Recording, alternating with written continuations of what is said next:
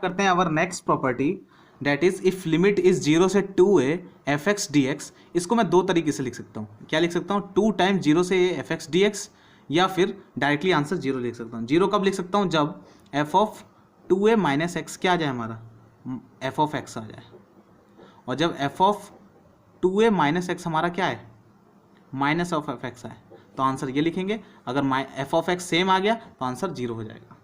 Sorry अगर तुम्हारा minus आ रहा है तो आंसर 0 हो जाएगा, और सेम आ रहा है तो आंसर हमारा ये रहेगा। ठीक है।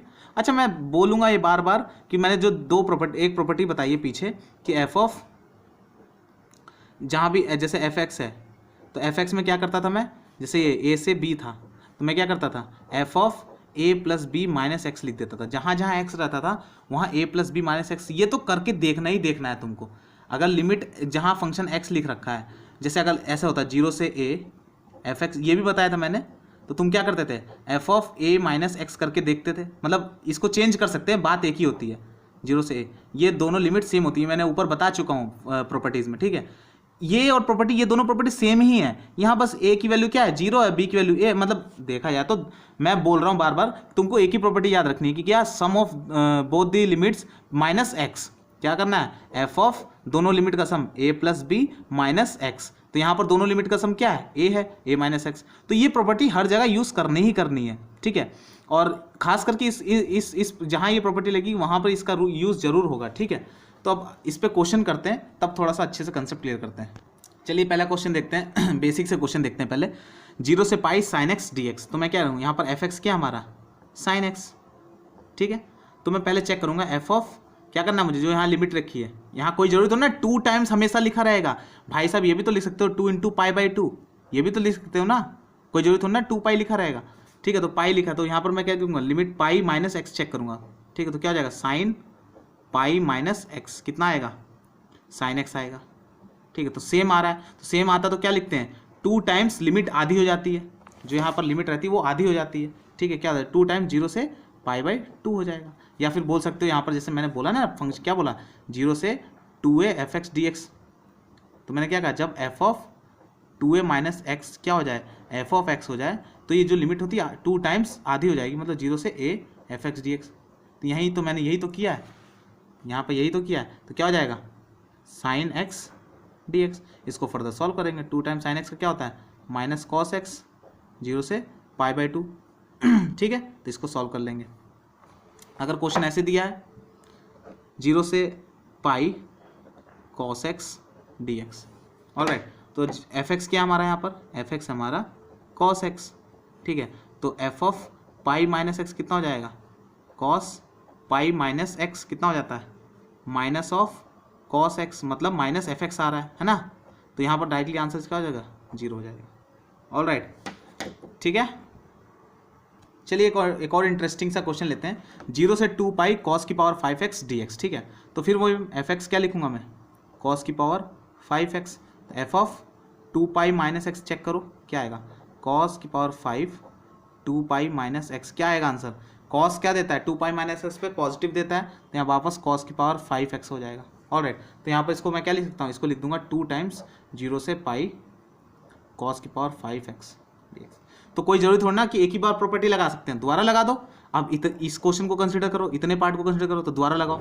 अब एफ एक्स कितना हमारा, कॉस की पावर 5x, तो F of pi minus x अब करोगे तो कितना जाएगा, कॉस की पावर 5 पाई माइनस एक्स, लगाते रहो हमेशा, यह आ जाएगा माइनस कॉस की पावर 5x। मतलब क्या होगा, इसका आंसर फाइनली क्या हो जाएगा, 0 हो जाएगा, क्योंकि इतने पार्ट के लिए तो ठीक था। अब इसके आगे हमारा ये क्या रहा, नेगेटिव दे दे रहा, तो इसका आंसर फाइनली क्या आएगा, 0 आ जाएगा। चलिए नेक्स्ट क्वेश्चन देखते हैं। 0 से pi by 2 sign square x upon sine x plus cos x. मैं बार बार बोल रहा हूँ, जहाँ ये वाली तुम प्रॉपर्टी पढ़ रहे हो, तो ये जो प्रॉपर्टी मैंने अभी बताई है, ये जो प्रॉपर्टी मैंने अभी कंप्लीट बताई है ये वाली, इसके लिए तुमको ये वाली प्रॉपर्टी भी याद होनी चाहिए। ठीक है, कि sum of limits plus minus x रख सकते हैं हम, जैसे एफ एक्स की जगह क्या लिख सकते हैं, एफ एक्स की जगह लिख सकते हैं F of A plus B minus X लिख सकते हैं। ठीक है, तो ये प्रॉपर्टी बहुत जरूरी है। ठीक है, क्योंकि इनका इन दोनों प्रॉपर्टी का कम्बिनेशन से क्वेश्चन बहुत अच्छा बनता है। ठीक है, तो सबसे पहले दिखा हुआ आई इज क्वेश्चन 0 से pi by 2 sign square x sine x cos x. ठीक है, तो मुझे पहले ही बता चुका हूँ कि जहाँ एस टाइप का हो तो तुम तुरंत ही क्या करो, ए प्लस बी माइनस एक्स वाली प्रॉपर्टी तुरंत लगाया करो। ठीक है। तो यहाँ a की वैल्यू 0 है तो क्या होगा, 0 से π/2 हो जाएगा साइन स्क्वायर, क्या हो जाएगा यहाँ पर x की जगह लिखूँगा π/2 minus x upon sine π/2 minus x plus cos π/2 minus x dx। ठीक है। अब यहाँ पर मैं क्या करूँगा, ये कॉस स्क्वायर एक्स हो जाएगा तो बन जाएगा इंटीग्रेशन 0 से π/2 cos square x upon sine x, ये कॉस एक्स हो जाएगा, नीचे फिर साइन एक्स हो जाएगा। याद करो मैंने बताया था इन दोनों को अब क्या कर दूंगा, ऐड कर दूंगा, एक ये है और एक इंटीग्रेशन ये है, दोनों को ऐड कर दूंगा, दोनों की वैल्यू सेम होगी तो दोनों को ऐड करूँगा तो दोनों क्या हो जाएगा 2i हो जाएगा। तो 2i क्या बन जाएगा हमारा, 2i हो जाएगा हमारा 0 से π/2 sine square x plus cos square x upon sine x plus cos x. All right, तो यहाँ पर ये हो जाएगा 1 हो जाएगा तो i हो जाएगा हमारा 1/2 0 से π/2 1 sign x plus cos x. ठीक है। अब sign x plus cos x को क्या लिख सकते हैं, मैं अगर मैं ऐसा बोल दूं कि 1/2 अंदर ले जाऊं, 1/2 अगर मैं अंदर ले जाऊं तो मैं इसको किस तरीके से सॉल्व करूंगा, या ऐसा करो 1/√2 से मल्टीप्लाई करो, यहाँ पर भी 1/√2 से मल्टीप्लाई करो और ऊपर बाहर √2 निकाल दो। ठीक है। √2 अगर अंदर जाएगा तो कट जाएगा, तो ये क्या है, ये क्या लिख सकता हूँ इसको मैं, यहाँ क्या लिख सकता हूँ मैं cos 45 यहाँ sin 45, तो फॉर्मूला क्या बन जाएगा वो i = 1/2√2 0 से π/2 1 cos ए sin b sin ए cos b, तो क्या होता है sin x प्लस π/4 हो जाएगा। ठीक है।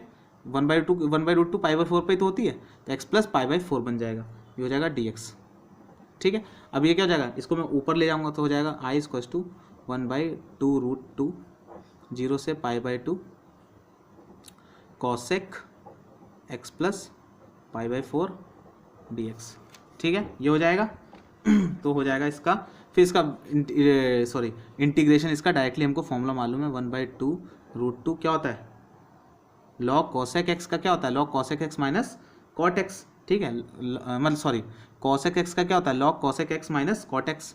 ठीक है, तो क्या हो जाएगा log cosec x minus cot x plus π/4 0 से π/2 लिमिट रखोगे। ठीक है, इसका जब लिमिट रख दोगे और बहुत प्यार से सॉल्व करना, धीरे धीरे, कम से कम अभी 4 स्टेप में इसकी कैलकुलेशन जाएगी और मैं डायरेक्टली लिख दूंगा तो फिर फ़ायदा नहीं है, तो मैं लिख दे रहा हूँ आंसर, तुम लोग सॉल्व करना अपने आप, कुछ हाथ चलाना। ठीक है, आंसर आ जाएगा log √2 + 1 अपॉन √2 - 1। ठीक है, बस कुछ नहीं करना, upper limit minus lower limit रखना है और वैल्यूज़ रखनी है, फिर लॉग में वैल्यूज़ आएगी, log a minus something log b आएगा और log a/b के फॉर्म में लिख देंगे, कुछ नहीं है। ठीक है, इसमें कोई रॉकेट साइंस नहीं है।